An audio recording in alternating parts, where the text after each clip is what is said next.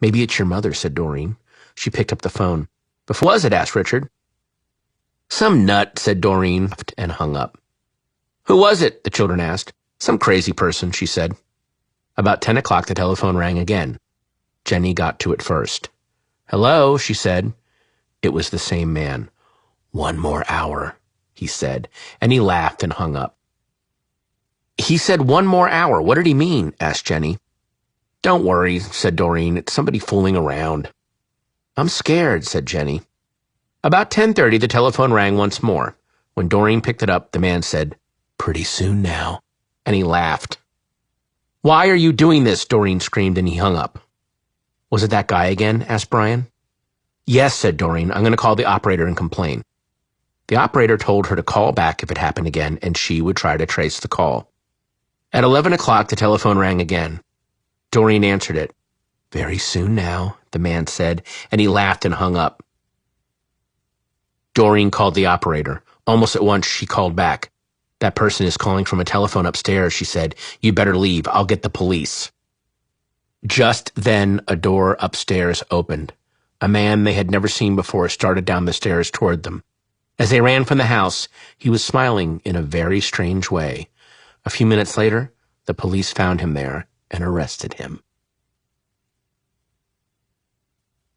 Ah! This chapter has the same title as the first chapter, but the stories in the first chapter are meant to scare you. The ones in this chapter are meant to make you laugh.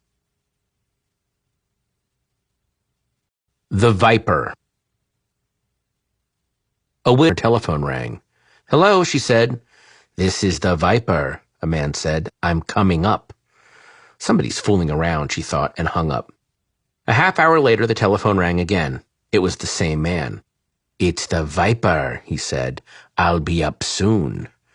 The widow didn't know what to think, but she was getting frightened. Once more, the telephone rang. Again, it was the Viper. I'm coming up now, he said. She quickly called the police. They said they would be right over. When the doorbell rang, she sighed with relief. They are here, she thought. But when she opened the door, there stood a little old man with a bucket and a cloth. I am the Viper, he said.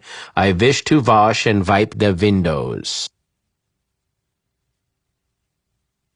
The Attic. A man named Rupert lived with his dog in a house deep in the woods. Rupert was a hunter and a trapper. One morning, Rupert went hunting, and Sam stayed behind and guarded the house. One morning, as Rupert was checking his traps, he got the feeling that something was wrong at home. He hurried back as fast as he could, but when he got there, he found that Sam was nowhere to be seen. He called and he called, but the dog did not answer. For days, Rupert looked for Sam, but he could find no trace of him. Finally, he gave up and went back to his work. But one morning, he heard something moving in the attic. He picked up his gun. Then he thought, I'd better be quiet about this.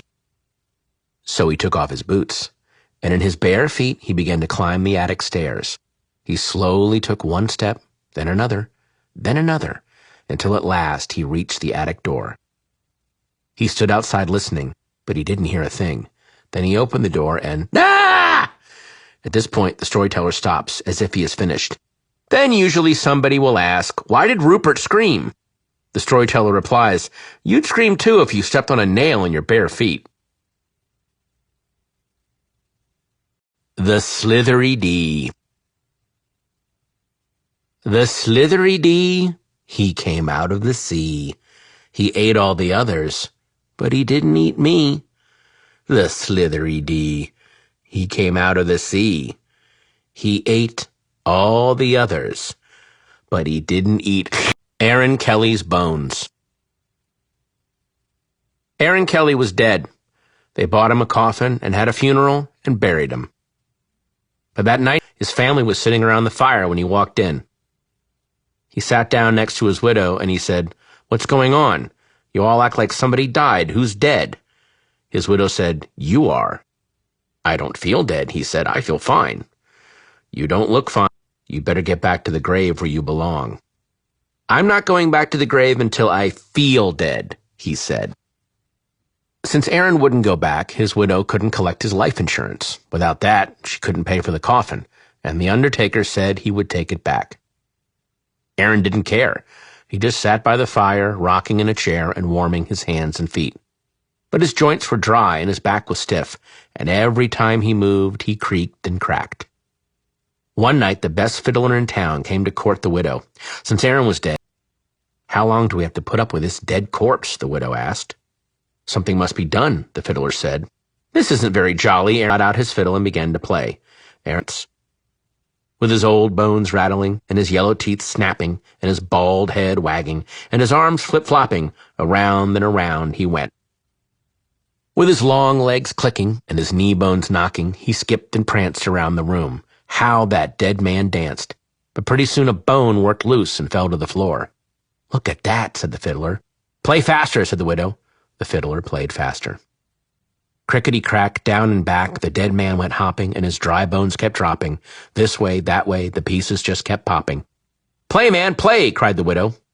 The fiddler fiddled, and dead Aaron danced. His bald head bone, that, grinned at the fiddler, cracked its teeth, and kept dancing. "Look at that," groaned the fiddler. "Play louder," cried the widow. "Ho, ho," said the head bone. "Ain't we having fun?" The fiddler couldn't stand it. "Widow," he said, "I'm going home," and he never came back. The family gathered up Aaron's bones and put them back in the coffin. They mixed them up so he couldn't fit them together. After that, Aaron stayed in his grave. But his widow never did get married again. Aaron, wait till Martin comes. An old man was out for a walk. When a storm came up, he looked for a place to take shelter. Soon he came to an old house. He ran up on the porch and knocked on the door, but nobody answered. By now, rain was pouring down, thunder was booming, and lightning was flashing. So he tried the door. When he found it was unlocked, he went inside.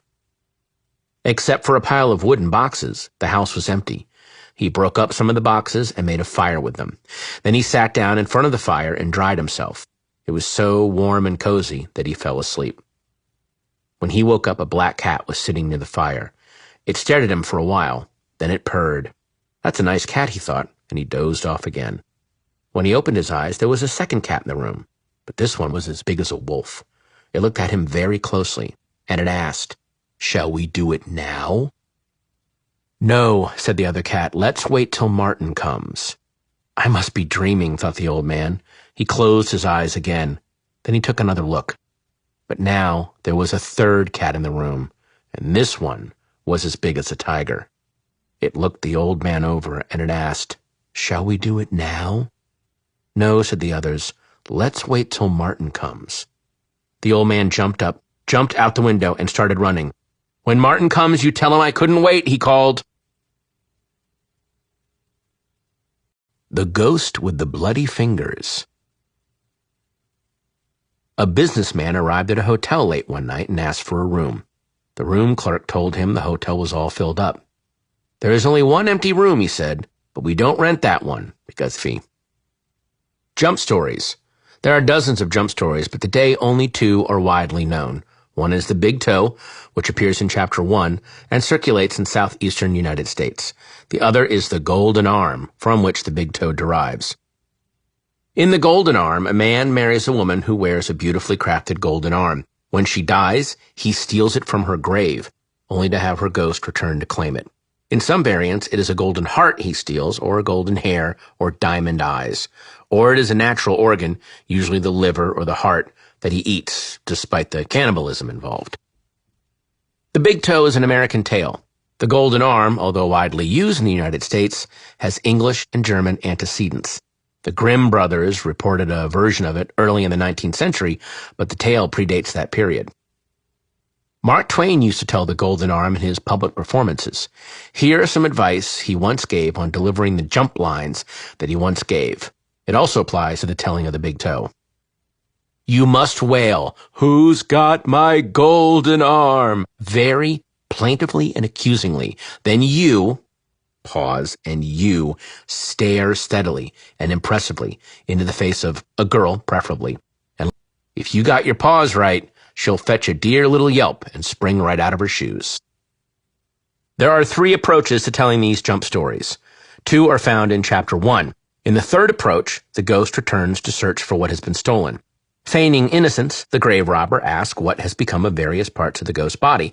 To each question, the ghost replies, "All withered and wasted away." When the robber mentions the part of the body that was stolen, the ghost shrieks, "You've got it!" See Botkin, American, pages 502 and 503. Burris and Roberts, Old Greasy Beard, pages 33 to 36. Stimson, J.A.F., chapter 58, verse 126. Ghosts. In almost every civilization, there has been a belief that the dead return. They are said to come back for various reasons. Their lives were ended before their allotted time.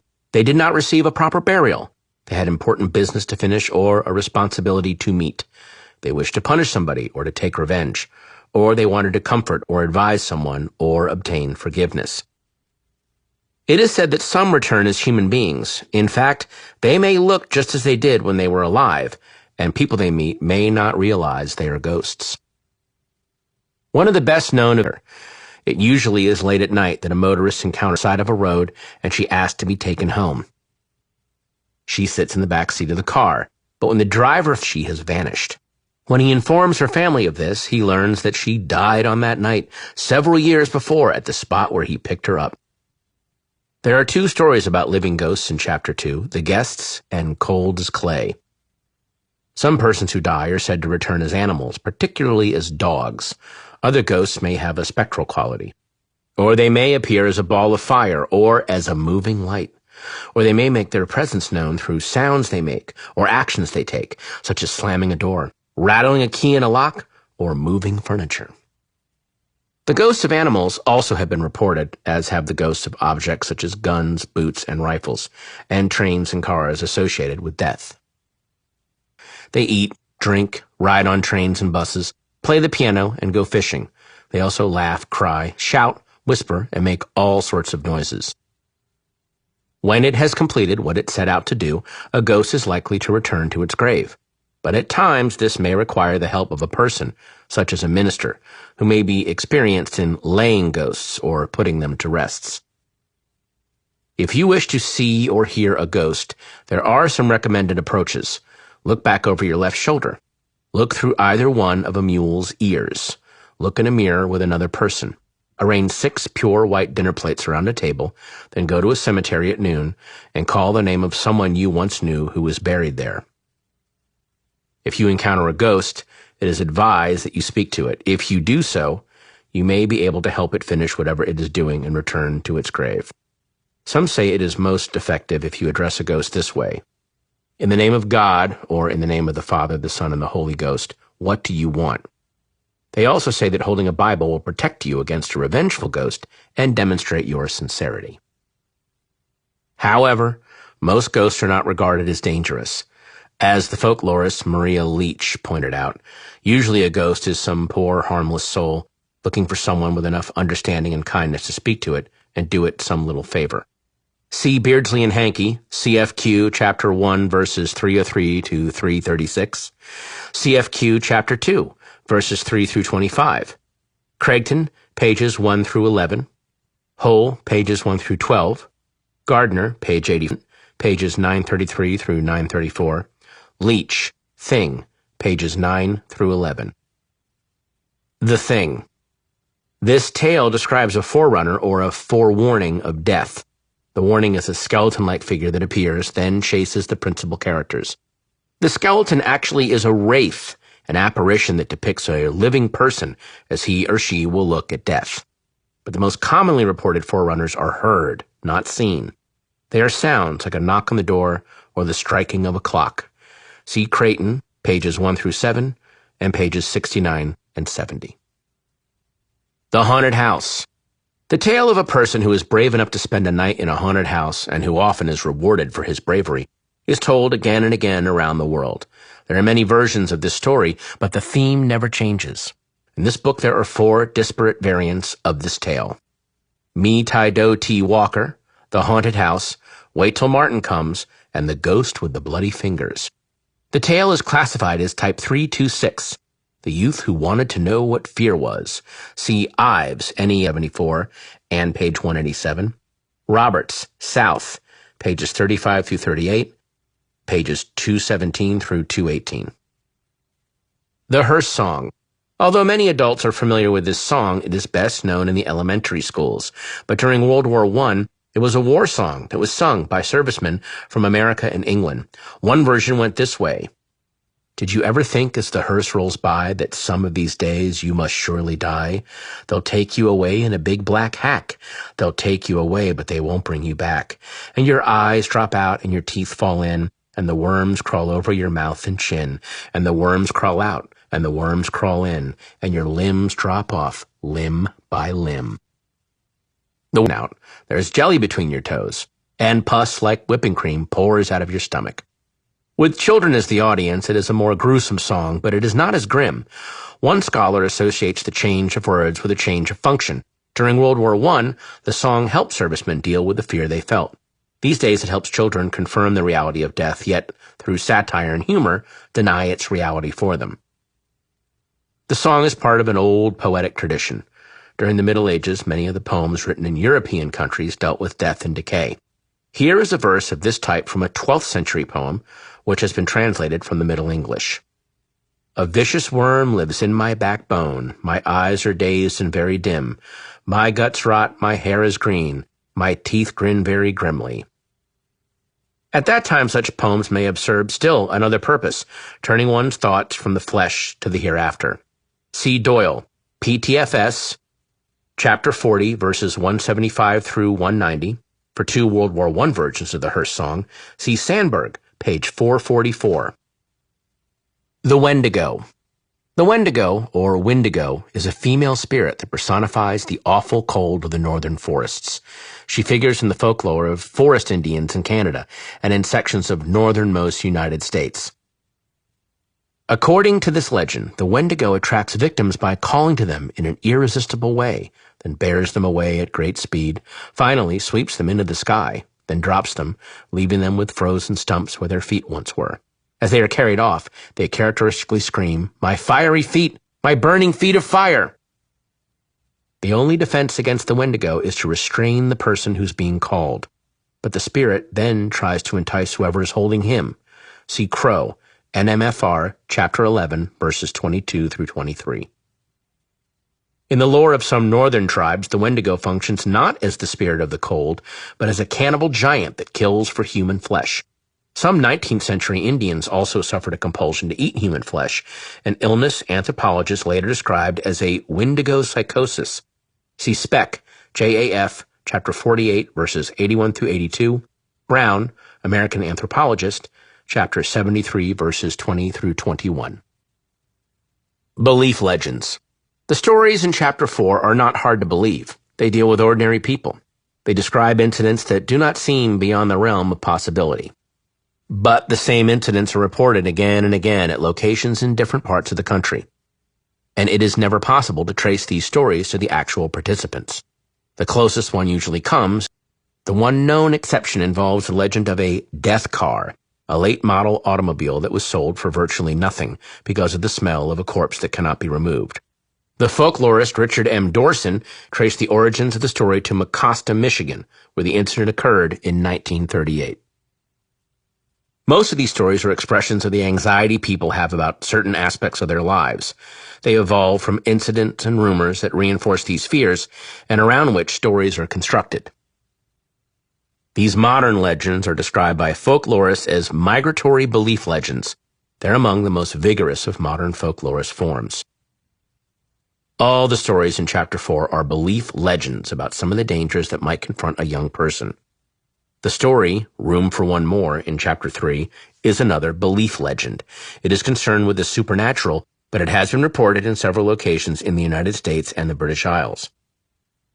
These legends also are concerned with violence, horror, threats posed by technology, impurity of food, relationships with friends and relatives, personal embarrassment, and other sources of anxiety.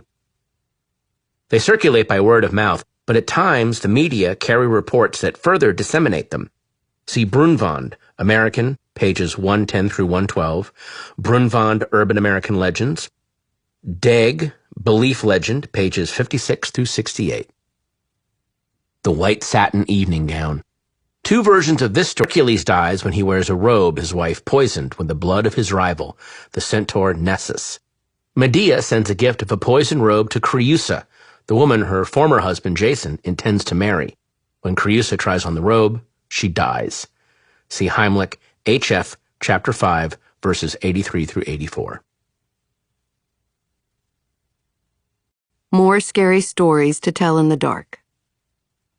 Performed by Melissa McBride. Hoo-haws. These scary stories will take you on a strange and fearsome journey, where darkness or fog or mist or the sound of a person screaming or a dog howling turns ordinary places into nightmarish places, where nothing is what you expect.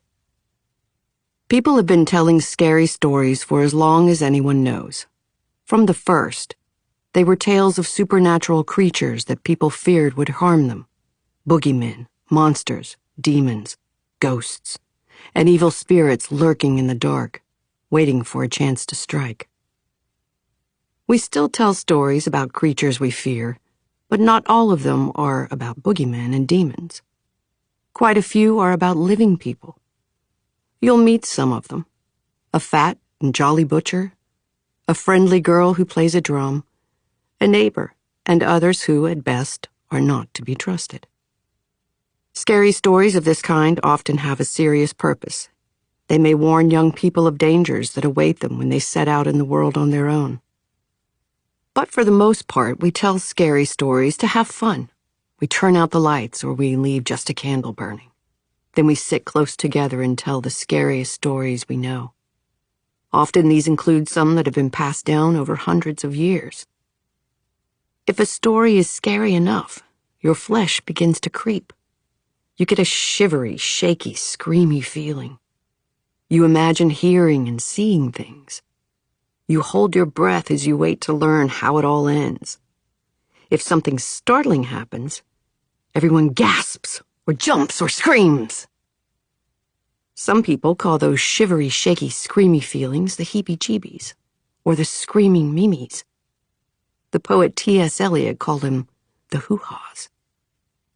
You'd better read the stories in this book while you're still feeling brave and before it gets dark.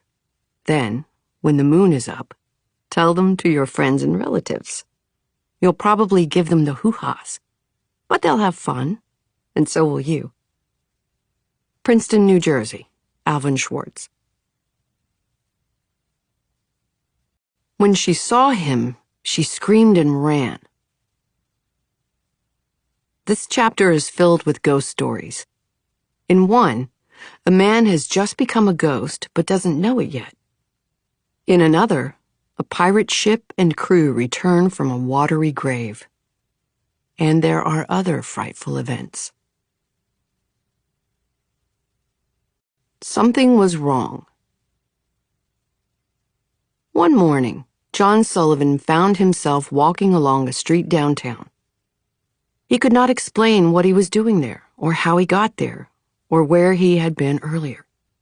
He didn't even know what time it was. He saw a woman walking toward him and stopped her. "I'm afraid I forgot my watch," he said, and smiled.